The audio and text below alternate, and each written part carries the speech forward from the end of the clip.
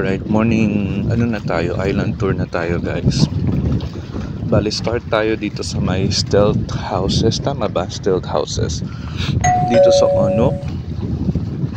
So, yan, kahapon dyan ako mostly nagstay. Ayan, kasi solo ko lang siya. So, meron tayong, ano ba tawag dito? Viewing deck. Or Stealth House dito. Ayan, meron ding hagdanan dyan kung gusto mo swimming dyan. Tapos another one here. Meron din dong meron din dong stairs sa kabila. Yeah, para doon naman yung view. Tapos dito, ayan, meron ding stairs dyan. Ayan, tapos dito naman sa part na yan, andyan yung tindahan. Ayan, pero ang nakita ko lang mga tinda nila is mga soft drinks, chicheria, ayun lang. Ayan, tapos dito naman, ito namang part na to, dito kami natulog kasi nga umulan kagabi. Ayan, may charging station, tapos mayroong 3 kwarto. Dalawa lang pala. Ito parang sala siya. Tapos yung mga ibang nag-i-stay dito, nagstay sila sa hammock. Yan, doon sila natulog. Okay, sunrise, kaya lang medyo cloudy dun sa horizon, kaya hindi mo makita ng todo yung sunrise. Parang kahapon, hindi rin nakita ng maganda yung sunset kasi covered ng clouds yung horizon dahil naulan dun sa part na yon. Tapos yan, may ginagawang isa pang stealth house dito. Yan, tapos merong walkway dyan papunta dun. Yan, mamaya magpipicture ulit tayo. Then itong part naman to, parang may mini sandbar dito. Yan, nagpicture din tayo dyan kahapon. Ayun yung marker natin, yung kahoy na yun. Yan. So high tide ngayon, kaya you can really hear the waves. Dito hindi pa ako nakapunta dito. Yan, para siyang meron dike. Dike ba yun? Hindi, basta yung ano. Yan, panangga sa mga alon. Tapos punta tayo dun sa kabila.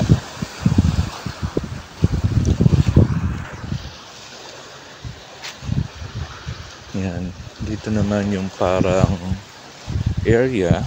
Ayun. Parang ano din siya, kung magte-tent, parang covered tent. Tapos dun din kami kumain. May mess hall. Tapos mga CR. Yung may yellow CR. Then dito naman generator dyan sa likuran. Tapos dito sa part na to, ito yung parang fresh water. Dito pwedeng magbanlaw at saka magbabrush ka to toothbrush. Kasi yung mga tubig doon sa ano tawag dyan, drum sa CR, mga tubig alat daw. Ayan. Ang kuryente po dito is from 6 PM until 6 AM lang daw po. Yan, dahil naka-generator sila. Punta tayo dito sa kabilang part, sunrise. Yan, sunrise guys, dito tayo sa kabilang part, sa inyong mga stealth houses. Tas merong parang, ayan, yung panangga sa alon yan eh. Ayan, daming alimasag.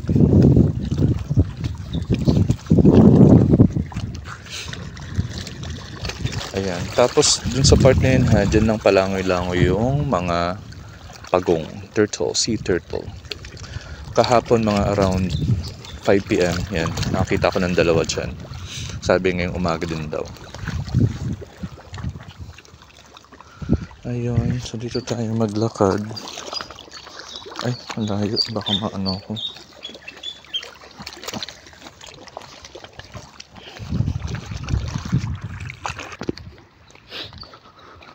Sige, try nating libutin yung buong island.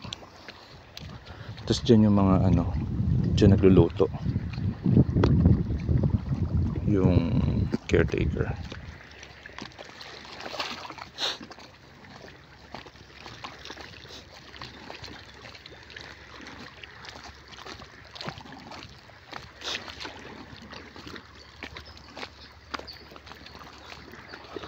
Ayun, may CR pa uli. Super white ng sand. Ayan. Mas para siyang Boracay. Yeah. Naisip ko kung ano mas maputi.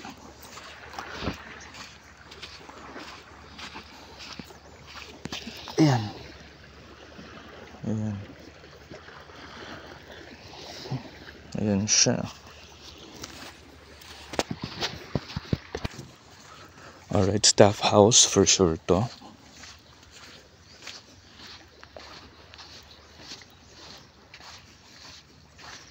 Tapos marami ding mga seabird. White at saka black.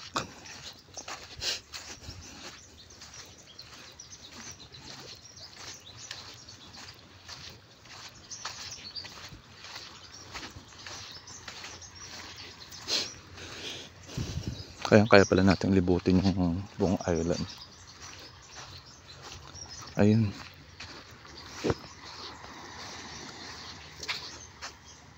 Ayun sila. Tapos meron pa palang dalawa pang kubo. Ayun pa, meron pang isa dun sa dulo.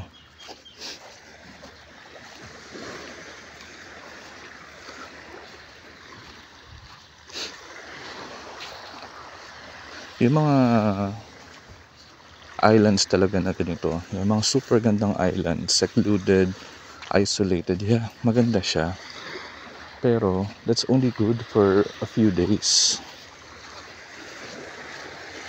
Kapag tumagal ka na, lalo na you're from the city, mabore ka na, diba?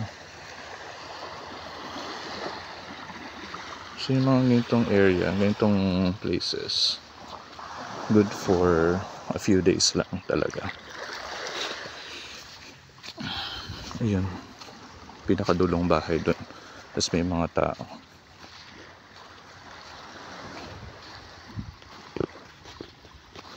Then, daming coconut plantation.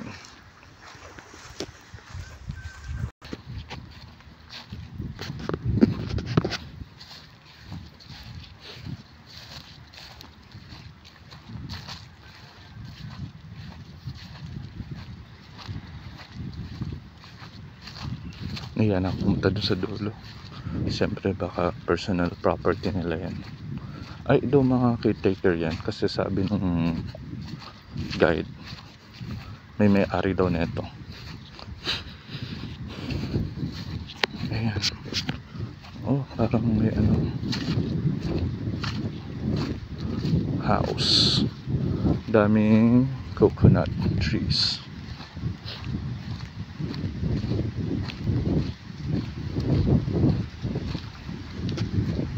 Dito naman tayo sa kabilang side. Tingnan natin. Sana hindi sana hindi shaky yung video, no?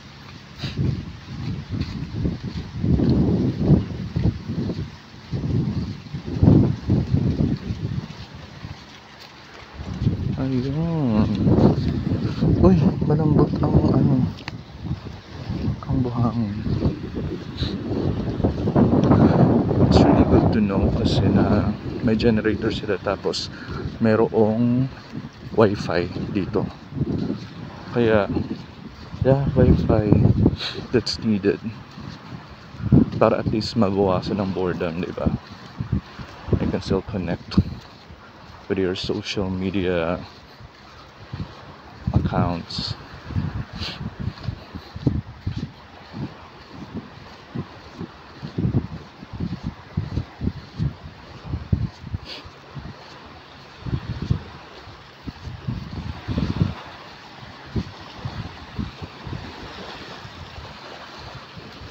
Ayan, kabilang side.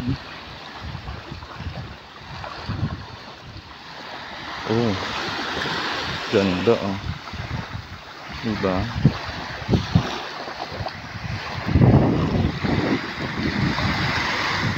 Clear and white sand.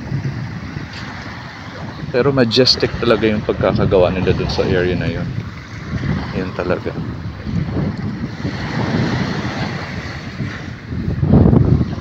So this one is a private island, guys.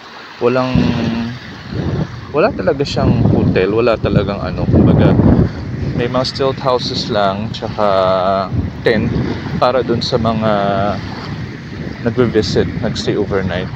So very low key. So gaya nga dun sa reminder nung ating tour coordinator, bawal po sa maarte.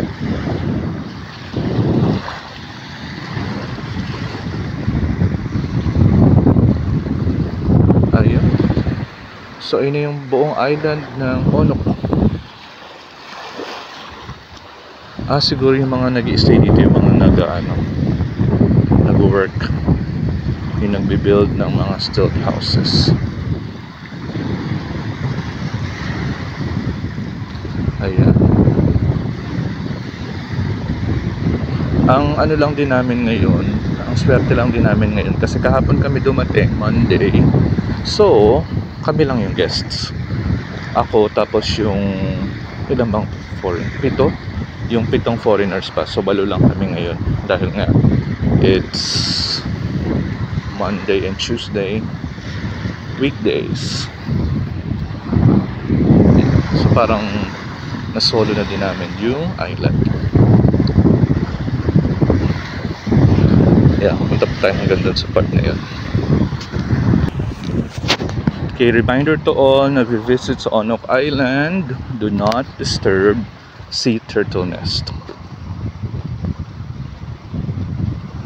Kasi din siguro dito kapag nakawitness ka ng hatching, tapos kakawala sila.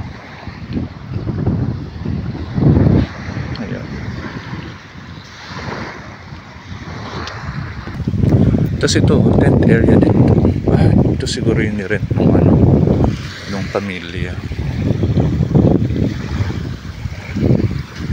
Ano to? Don't touch. Yeah, I did not touch. I don't touch the turtle dog. I did not touch that. Yesterday, nag-chase lang ako sa kanila. Ang daming padat-padat.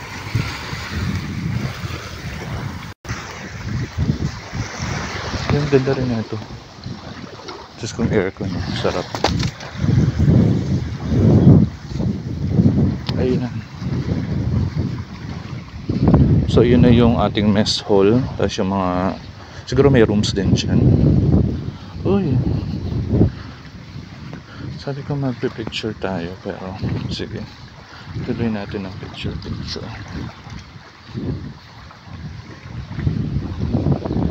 Yeah, so far dahil sa construction na yan,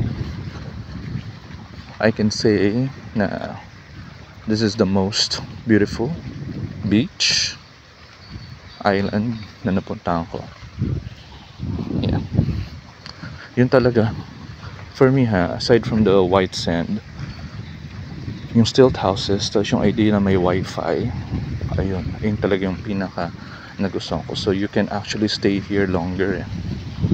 Pero of course, at least if you'll ask me, still my favorite, ako lang naman to kung hindi nyo trip, walang problema, still my favorite island is Boracay. Yeah. Kasi there I can really stay longer. Yeah, there you go. Lakad tayo dito sa anong tawag sa ganito? Anong tawag sa ganyan?